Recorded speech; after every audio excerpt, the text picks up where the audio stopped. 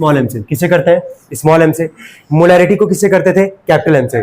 Molarity को किससे करेंगे? स्मॉल एम से। क्लियर हो रहा है यहाँ तक? फॉर्मूला इसका क्या होता है? मोलैरिटी बराबर होता है मोल्स, दिख रहा होगा यहाँ पे मोल्स। नीचे क्या होता है हमारे पास? मास ऑफ सॉल्वेंट, और मास ऑफ सॉल्वेंट किस में होता है? केजी में। अब जरा समझने की कोशिश करना, बगल में मोलैरिटी भी लिख रहे हैं कि समझ जाओ वहां से क्या मोल्स ऊपर था हमारे पास, और नीचे वॉल्यूम ऑफ सॉल्यूशन किस में रहता था? लीटर में। रिलेट कर पा रहे हो क्या? यहाँ भी मोल्स ही है ऊपर, और यहाँ भी मोलैरिटी में भी क्या है? मोल्स ही है, लेकिन मोलैरिटी में वॉल्यूम ऑफ सॉल्यूशन किस में था? लीटर में। और यहाँ क्या है? मास ऑफ क्या है? सॉल्वेंट। ये बताओ मास ऑफ सॉल्वेंट का मतलब क्या हुआ कि सॉल्यूशन में दो चीज रहेगा। सॉल्यूशन किसके किसको मास को मिला के बनता है? सॉल्यूट और क्या? सॉल्वेंट। क्लियर हो रहा है सबको यहाँ तक हम क्या बोलना चाह रहे हैं? तो वहां मास ऑफ केवल किसका चाहिए? सॉल्वेंट का। केवल वहां पे मास ऑफ किसका चाहिए? सॉल्वेंट का, जो कि किस में रहेगा? हमारा केजी में। यहां तक कोई दिक्कत तो नहीं है किसी को? चलो इसका जरा ऐसा यूनिट बोलोगे क्या हो सकता है? मोल पर केजी। ऊपर मोल है और नीचे क्या? पर केजी।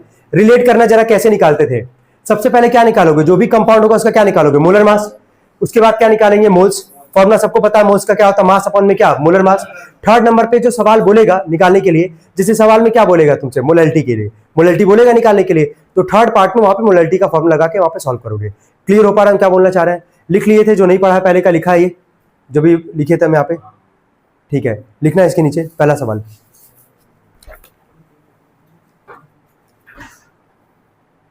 बोले लिखेंगे, कैलकुलेट द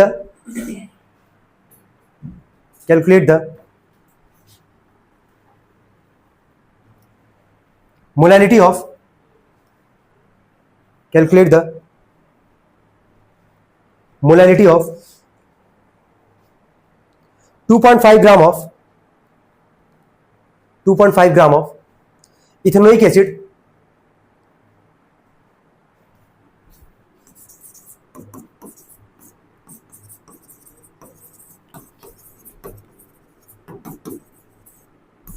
ये हो गया फॉर्मूला। ऐसा इसका क्या हो जाएगा? मोल पर KG.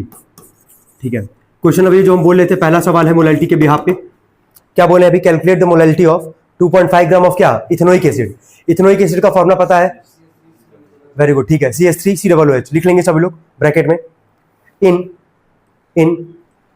75 gram of benzene, in 75 gram of benzene हो गया।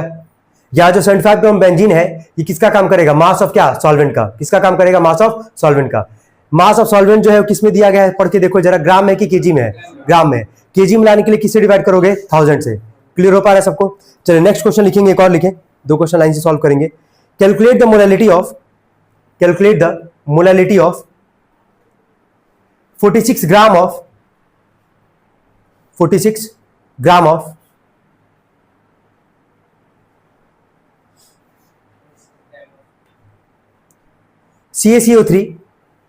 CaCO3 का नाम क्या है? हाँ, calcium carbonate. In 200 gram of water,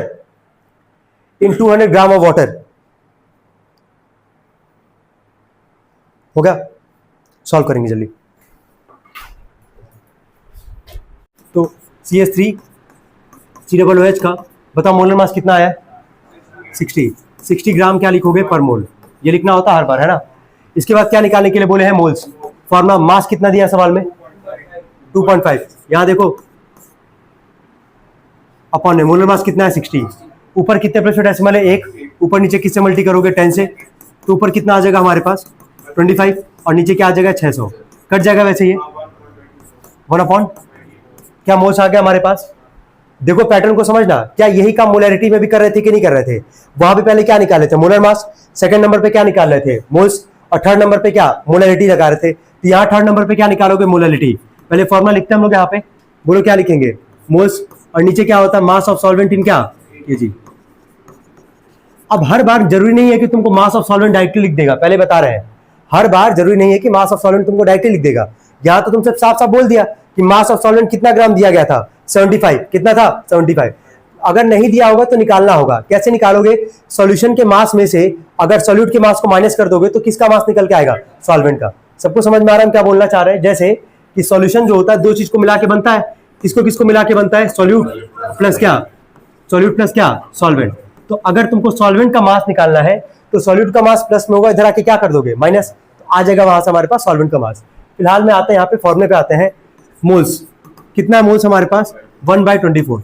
चलो मास ऑफ सॉल्वेंट जरा बोलना कितना था, ये ग्राम में, इसको 1000 से क्या करोगे डिवाइड, क्या आ जाएगा केजी में, ये सॉल्व करेंगे इसको 1/24 इंटू में 1000 ऊपर आ जाएगा, नीचे आ जाएगा तुम्हारा 75, 25 3 जा 25 4 जा, काटने तुम्हारे पर डिपेंड करेगा, 4 10 जा, सॉरी 4 6 जा, 4 10 जा, 2 3 जा, 2 5 जा, ऊपर आ गया 5 और नीचे क्या आ गया 9, यही आ रहा है ना, तो इसका वैल्यू कितना आ रहा है, 0 पॉइंट क्या आ रहा है 55 मोल पर केजी। कितने लोग आए थे, ठीक है, पैटर्न तो समझ में आ रहा है कैसे करना है। चलो ठीक है, आगे बढ़ते हैं, नेक्स्ट पे आते हैं। चलो अगला बोलना क्या था सवाल हमारे पास, कंपाउंड क्या था हमारे पास CaCO3, इसका भी याद हो जाना चाहिए, 100 आता है इसका, यही आ रहा है ना, मोलर मास निकल गया। चलो मोल्स बोलो, मास अपॉन में क्या मोलर मास कितना दिया था, मास 46 अपॉन में 100 आ गया यहाँ पे। चलो मोलैलिटी का फॉर्मूला मोल्स और नीचे मास ऑफ सॉल्वेंट केजी में, बोलना मोल्स का वैल्यू कितना हमारे पास 23 अपॉन में 50 पूरे का अपॉन, मास ऑफ सॉल्वेंट कितना दिया इस बार, हाँ ठीक है 200 दिया ना, तो 200 अपॉन में क्या 1000, 23 अपॉन में 50 इंटू में 1000 अपॉन में क्या आ जाएगा 200, क्या 2 से 2 जीरो चला जाएगा, 2 5 जा 10, 5 से 50 कितनी बार में 10 और ऊपर 23 नीचे 10 है, एक प्लस पे डेसिमल लगा देना राइट साइड से, कितना आ जाएगा ये 2.3 मोल पर केजी। कितने लोग आए थे, ठीक है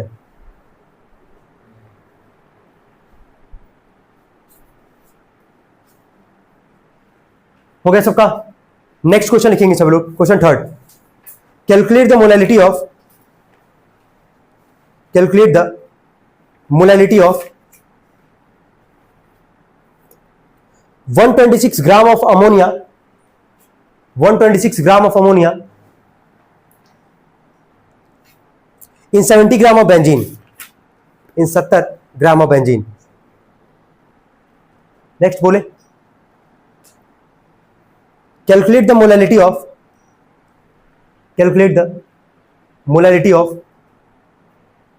2.5 gram of carboxylic acid, 2.5 gram of carboxylic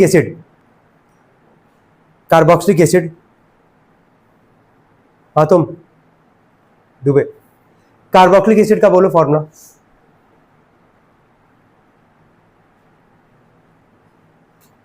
तुम अर्नब,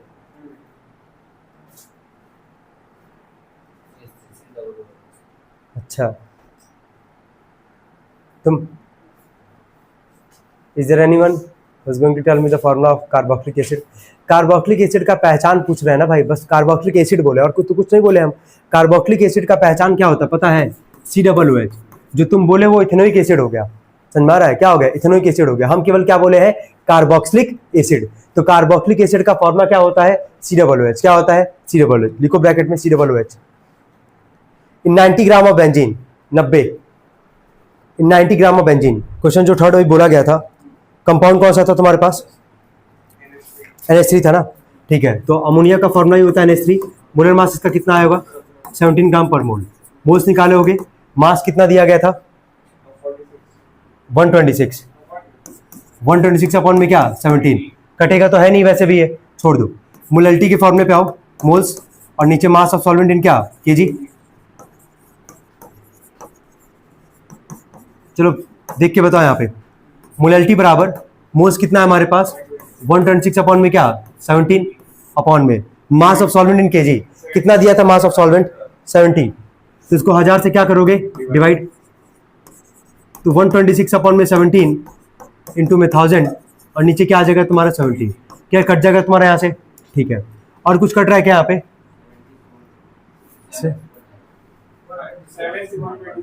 संजय 7, ठीक है 18 बार में यही आ रहा है ना, और तो कुछ नहीं कटने वाला होगा, ठीक है। तो m बराबर ये आगे 1800 अपॉन में 17 को डिवाइड किया तो बताओ 8 के बाद भी है कुछ, 88 दो बार आएगा मोल पर केजी। डेसिमल के देखो ध्यान से सुन लो यार, डेसिमल के हमेशा कितने प्लेस तक निकालना है, 2 प्लेस तक, भूलना मत इसको। तुम फिजिक्स करो केमिस्ट्री करो, जब भी न्यूमेरिकल सॉल्व करोगे तो डेसिमल के कितने प्लेस तक निकालोगे, 2 प्लेस तक निकालोगे। नोट करना है इसको सब लोग। हो गया क्या? कितने लोग आए थे ये? गुड, ठीक है। नेक्स्ट अगला बोले।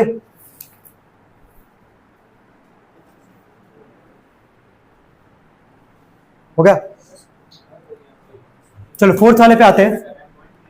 फोर्थ वाले में क्वेश्चन क्या था हमारे पास? C=OH यही था ना। तो कार्बोक्सिलिक एसिड का फॉर्मूला ही होता है C=OH, पहचान ही होता है। कितना है इसका मोलर मास? आया था सबका 45 ग्राम पर मोल, ठीक है। मोल्स का फॉर्मूला मास कितना था? मास 2.5 और मोलर मास कितना? 45। 10 से मल्टीप्लाई करोगे ऊपर नीचे डेसिमल को हटाने के लिए, तो मोल्स आ जाएगा 25 पॉइंट में क्या आ जाएगा? 450। वैसे कट जाएगा 5 से, वापस कटेगा 1/में क्या? 18। डायरेक्टली भी काट सकते थे, मोल्स आ गया होगा 1/में 18 आया था, ठीक है। अब आते हैं लास्ट काम पे, मोलालिटी पे। वही डायरेक्टली बोलना, मोल्स का वैल्यू कितना है हमारे पास? 1/में क्या? 18 अपॉन में mass of solvent in KG. Mass of solvent कितना है? 90। 1000 से क्या करोगे? डिवाइड। m बराबर 1/18 इंटू में 1000 और नीचे क्या आ जाएगा यार? 90। क्या कट जाएगा ये? ठीक है। 2 9 जा 18, 2 5 जा 10 और 0 हो गया यहाँ पे। तो 50 अपॉन में 9 9 जा कितना आ जाएगा? 81। क्या डिवाइड करोगे इसको? 0.61 मोल पर केजी। चलो कोई डाउट हो तो पूछ ले यार। कितने लोग आए थे ये? कहाँ जाने, कुछ काम है क्या? कट्टा लेने हैं, बस 2 मिनट लगेगा, लिख लो इसको। Mass percentage equal to mass of component in the solution, mass of, third number पे है ये, तो ये नॉर्मल है, ये ध्यान देना। मास परसेंटेज इक्वल टू लिखो मास of component in the solution upon total mass of solution upon total mass of solution into 100। आसान है। अच्छा, मोल फ्रैक्शन नहीं पढ़ा रहे अभी, मोल फ्रैक्शन कल हम डिस्कस कर लेंगे, बस एक बार देख लो। नॉर्मली मास परसेंटेज बोलेगा, जिसका मास बोलेगा निकालने, उसका मास ऊपर रखना और नीचे total mass. Total mass of solution का मतलब क्या हुआ कि सॉल्यूट का भी मास होगा और सॉल्वेंट का भी मास होगा, और किससे मल्टीप्लाई कर दोगे? 100 से। एक सवाल लिख लो बस इस पे, a solution is prepared by adding, a solution is prepared by adding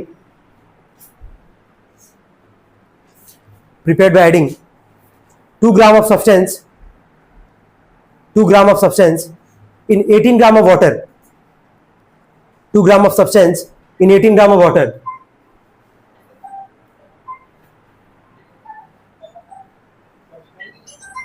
In 18 gram of water. Full stop. Calculate the mass percentage. Calculate the mass percentage. Calculate the mass percentage. बस क्वेश्चन करा दिए, हो गया। बोलो, मास of component है, सवाल पढ़ के देखो कितना मास दिया गया है, कितना ग्राम है? 2 ग्राम रखोगे यहाँ पे, 2 ग्राम। नीचे टोटल मास किसका है? सॉल्यूशन का।